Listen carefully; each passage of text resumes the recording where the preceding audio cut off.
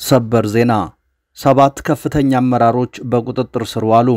ኢትዮጵያ ውስጥ ካሉ የማረሚያ ቤቶች ውስጥ ትልቅ የሚባሉት የሁለት ማረሚያ ቤቶች ከፍተኛ ኃላፊዎች በቁጥጥር ስር ውለዋል።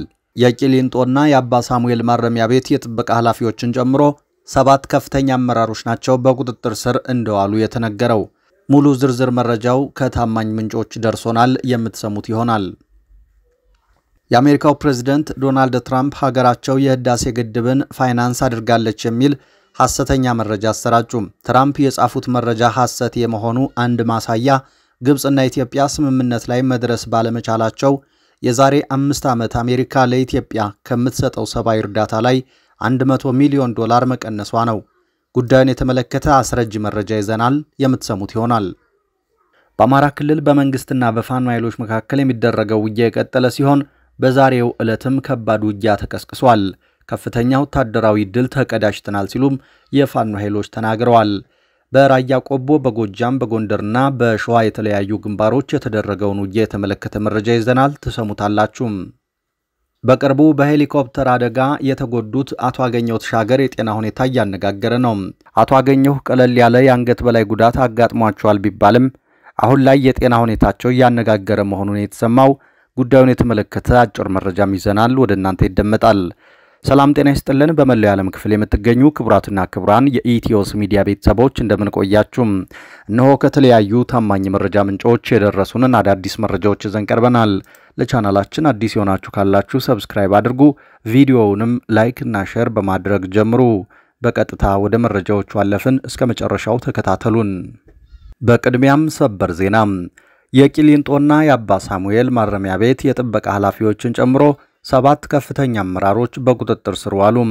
ኢትዮጵያ ውስጥ ካሉ ማረሚያ ቤቶች ውስጥ ትልቅ የሚባሉት የሁለቱ ማለትም የቂሊንጦና የአባ ሳሙኤል ማረሚያ ቤት የጥበቃ ኃላፊዎች አደገኛ እጽ በማዘዋወር ወንጀል ተጠርጥረው በቁጥጥር ስር መዋላቸውን የመንግስት ምንጮች ለሚዲያ አረጋግጠዋል። ኃላፊዎቹ የተከሰሱት በተቋሙ ውስጥ የጥበቃና የጸጥታ ኃላፊ ሆነው ሳለ ይህንኑ የሥራ መደባቸውን እንደ ሽፋን በመጠቀም በቂሊንጦና በአባ ሳሙኤል ማረሚያ ቤት ውስጥ ለሕግ ታራሚዎችና ለተጠርጣሪዎች አደገኛ እጽ በማዘዋወር ተጠርጥረው ነው። አንድ ስማቸው እንዲገለጽ ያልፈለጉ የቂሊንጦ ማረሚያ ቤት የአስተዳደር ሰራተኛ ለሚዲያችን እንደተናገሩት አደገኛ እጽ በማዘዋወር ተጠርጥረው በቁጥጥር ስር የዋሉት አንደኛ ረዳቱ ኢንስፔክተር መስፍን ግርማ የቂሊንጦ ማረሚያ ቤት የጥበቃ ቡድን መሪ፣ ሁለተኛ ረዳት ኢንስፔክተር ኢብራሂም አብዱሽ የቂሊንጦ ማረሚያ ቤት የደህንነት ቡድን መሪ፣ ሶስተኛ እሸቱ ቢረካ የጥበቃ ቡድን መሪ፣ አራተኛ ኢንስፔክተር ታየ ሞገስ የክበብና የመዝናኛ ቡድን መሪ፣ አምስተኛ ኮማንደር አንተነህ የአባ ሳሙኤል ማረሚያ ቤት የትምህርትና ስልጠና ቡድን መሪ ናቸው። በአጠቃላይ 7 የማረሚያ ቤቱ ከፍተኛ የቡድን መሪዎች ከወንጀሉ ጋር ቀጥተኛ ግንኙነት አላቸው በሚል በፌዴራል ፖሊስ ቁጥጥር ስር ውለው ክስ ተመስርቶባቸዋል ሲሉ የተቋሙ የሥራ ባልደረባ ገልጸዋል። በቂሊንጦና በአባ ሳሙኤል ማረሚያ ቤቶች ውስጥ በጥበቃ አባላትና በከፍተኛ የሥራ ኃላፊዎች ከፍተኛ የሆነ የአደንዛዥ እጽ ዝውውር መኖሩን የገለጹልን የሚዲያው ምንጮች በቂሊንጦና በአባ ሳሙኤል ማረሚያ ቤቶች ውስጥ በጥበቃ አባላትና በከፍተኛ የሥራ ኃላፊዎች ከፍተኛ የሆነ ያደገኛ እጽ ዝውውር መኖሩን የገለጹልን የመረጃው ምንጮች ቁጥጥሩን ለማጥበቅ ቢሞከርም ከሚያስገኘው ገቢ አኳያ በቀላሉ ለማስቆም አልተቻለም ሲሉ አክለዋል።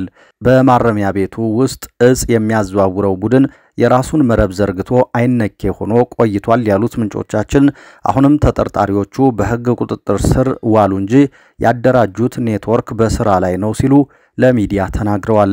የመንግስት የጸጥታ ተቋማት በዚህ እስር ዙሪያ ከሰሞኑ በመንግስት ሚዲያዎች በኩል መግለጫ ሊሰጡ እየተዘጋጁ መሆኑ ታውቋል። በሌላ መረጃ በጎርጎራው የሄሊኮፕተር አደጋ ምክንያት የአቶ አገኘሁ ተሻገር የጤና ሁኔታ አስጊ ደረጃ ላይ መድረሱ ተነገረ።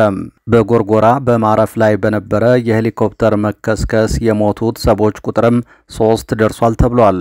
በአማራ ክልል ሰኔ 8 2017 ዓ.ም ያገዛዙ የብልጽግና ባለስልጣናትና ወታደራዊ አዛዦች ከጎንደር ከተማ ወደ ጎርጎራ ስታጓጉዝ የነበረችው ሄሊኮፕተር ላይ በተፈጠረው አደጋ የፋኖ ኃይሎች መተን ጥለናታል በሚል ሲያሳውቁ አገዛዙ በበኩሉ የቴክኒክ ችግር ነው በሚል ማስተባበሉ ይታወሳል። ከጎንደር ከተማ የተነሳችና ባለስልጣናትና ወታደራዊ አዛዦችን እንዲሁም ጋዜጠኞችን አሳፍራ የነበረችው ሄሊኮፕተር ጎርጎራ በማረፍ ላይ እያለች ተከስክሳ ባለስልጣናት መጎዳታቸውን መዘገባችን የሚታወስ ሲሆን ዘግይቶ በወጣ መረጃ ደግሞ 3 ሰዎች መሞታቸው ታውቋል። በሄሊኮፕተሩ አደጋ ከሞቱት መካከል አቶ ብዙአየሁ ብርሃኑ የተባለ የኢትዮጵያ ዜና አገልግሎት ካሜራ ባለሙያ የሚገኝበት ሲሆን ሁለቱ ደግሞ የባለስልጣናት ጠባቂዎች እንደነበሩ ከምንጮቻችን ለማረጋገጥ ተችሏል። በዕለቱ ሄሊኮፕተሯ ላይ ከነበሩ ባለስልጣናት መካከል የፌዴሬሽን ምክር ቤት አፈጉባኤ አቶ አገኘው ተሻገር፣ የውሃና ኢነርጂ ሚኒስትሩ ኢንጂነር ሀብታሙ ኢተፋ እንዲሁም በስም ያልተለየች የሚዲያ ባለሙያ ጉዳት ደርሶባቸው ሕክምና መግባታቸው የሚታወስ ነው። አቶ አገኘው ተሻገር አሁን ላይ ታዲያ በከፋ ሁኔታ ላይ እንደሚገኙ የመረጃው ምንጮቻችን ተናግረዋል።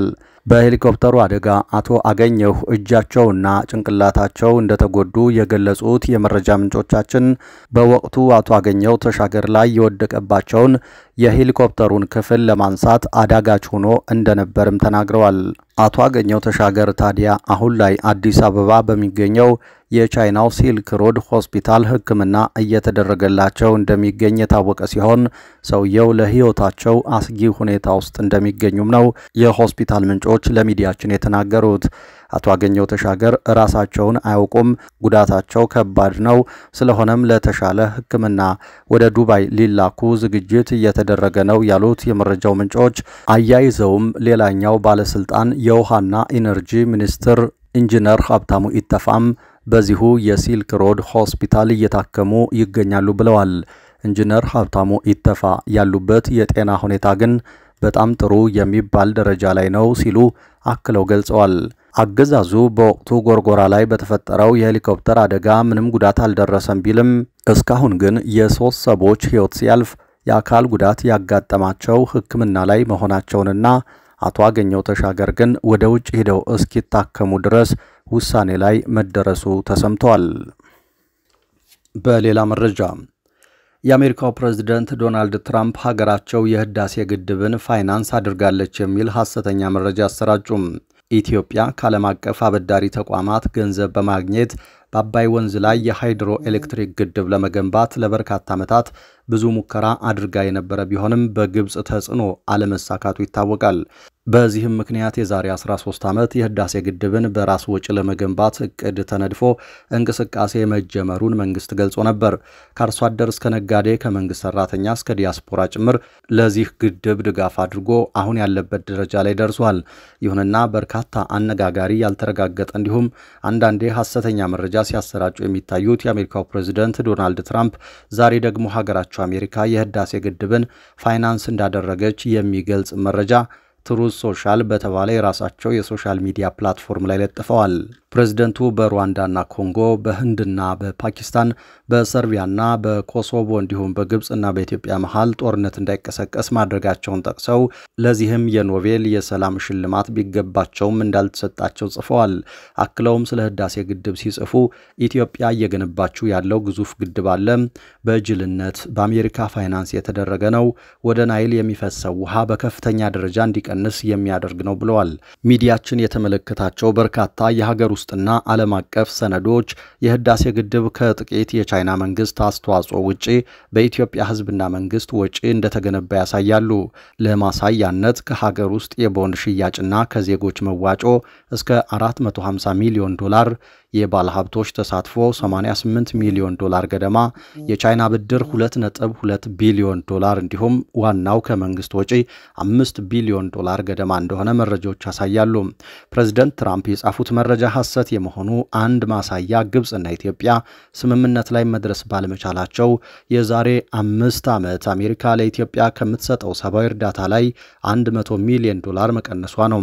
አሜሪካ ለግድቡ የምታደርገው ድጋፍ ባለመኖሩ ያቋረጠችው የህዳሴ ግድብ ድጋፍን ሳይሆን አሜሪካ ለኢትዮጵያ በአጠቃላይ ከምትሰጠው እርዳታ ላይ ነበር። ከዚህ በተጨማሪ የቻይናው ኤግዚም ባንክ ለተርባይንና የኤሌክትሪክ ተከላ ተጨማሪ $1 ቢሊዮን ብድር ለኢትዮጵያ ሰጥቶ ነበር። የህዳሴ ግድብ በ5 ዓመታት ውስጥ በ4.6 ቢሊዮን ብር ገደማ ወጪ ይጠናቀቃል ተብሎ ቢጀመርም በበርካታ ምክንያቶች ተጓቶ በመጨረሻም በመጪው መስከረም ለምርቃት እንደሚበቃ ይጠበቃል።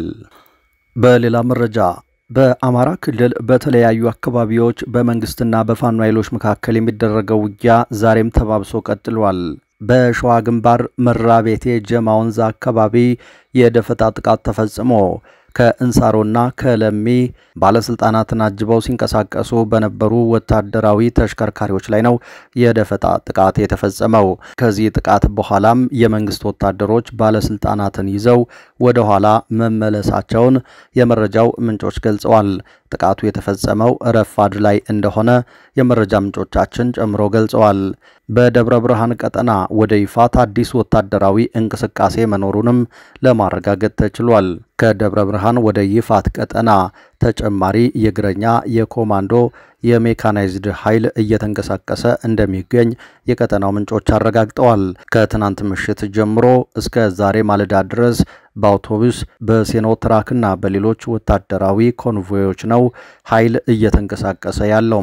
በትናንትናው ዕለት ሸዋሮቢት ዙሪያ ከባድ ውጊያ መደረጉን ተከትሎ ተጨማሪ ኃይል ወደ አካባቢው እየተሰማራ ነው የሚሉት የመረጃ ምንጮች ትናንት በሸዋሮቢት አካባቢ በነበረው ውጊያ የሻለቃ አዛዥን ጨምሮ በርካታ ወታደራዊ አመራሮች፣ ሻምበል መሪዎችና የመቶ አለቃ መሪዎች፣ የእግረኛና አድማ ብተና አባላት ጉዳት ደርሶባቸዋል። 5 ምሽጎችና ካምፖች ላይ በፋኖ ኃይሎች ጥቃት ተፈጽሟል። በትንሹ 17 የቡድንና የነፍስ ወከፍ መሳሪያዎች በፋኖ እጅ ገብተዋል። 5 የመከላከያ አባላት በዚህ ሰዓት በፋኖ ተማርኳል ተብሏል። በውጊያው አንድ ሻምበል ኃይል ሙሉ በሙሉ ከጥቅም ውጪ መደረጉን ነው የመረጃው ምንጮች የገለጹት። በፋኖ በኩልም እንደዚሁ ጉዳት ደርሷል። አንድ የፋኖ የሻለቃ አዛዥ በዚህ ውጊያ እንደተሰዋ መረጃው አመልክቷል። በትናንቱ ጥቃት የተደናገጠው የመከላከያ አዛዥ የሪፐብሊካንና የኮማንዶ ኃይል ድጋፍ ጠይቆ ነው ይህ ኃይል ወደዛው እየሄደ ያለው ተብሏል። በሌላ በኩል በማዕከላዊ ጎንደር አርማጭሆ ከባድ ውጊያ እየተደረገ እንዳለም የቀጠናው የመረጃ ምንጮች አረጋግጠዋል። በተደረገ ውጊያ ወታደራዊና ሰብአዊ ኪሳራ ደርሷል ነው የተባለው። በትንሹ ከ22 በላይ የሚሊሻና የመከላከያ እንዲሁም የአድማ ብተና አባላት ሙትና ቁስለኛ ሲሆኑ 7 የነፍስ ወከፍ መሳሪያዎች በፋኖ እጅ ገብተዋል ተብሏል። በተመሳሳይ ማዕከላዊ አርማጭሆ ፍልውሃ ተብሎ የሚጠራ ቦታም እንደዚሁ ውጊያ ተደርጓል። በዚህ ቦታ በተደረገ ውጊያ ከፍተኛ የተባለ ወታደራዊ ኪሳራ ደርሷል። በአካባቢው ለሰዓታት የዘለቀ ውጊያ ከተደረገ በኋላ የፋኖ አባላት አካባቢውን ለቀው ወጥተዋል ነው የተባለው። በዚህ ቀጠና መከላከያ በተሽከርካሪ እንቅስቃሴ እንዳያደርግ ትዕዛዝ ተላልፏል ተብሏል። መከላከያ በተሽከርካሪ እንቅስቃሴ ሲያደርግ ለደፈጣ ጥቃት እየተጋለጠ ስለሆነ ሰራዊቱ በእግር እንቅስቃሴ እንዲያደርግ ታዟል ሲሉ የዚሁ የአርማጭሆ አካባቢ የመረጃ ምንጮቻችን ነግረውናል። የተወደዳችሁ አድማጭ ተመልካቾቻችን ከተለያዩ ታማኝ መረጃ ምንጮች የደረሱን አሁናዊ መረጃዎቻችን እነዚህ ነበሩ። ከቆይታ በኋላ በሌሎች መረጃዎች ድጋሚ እንገናኛለን። እስከዛው በያላችሁበት ሰላም ጊዜ ተመኘን።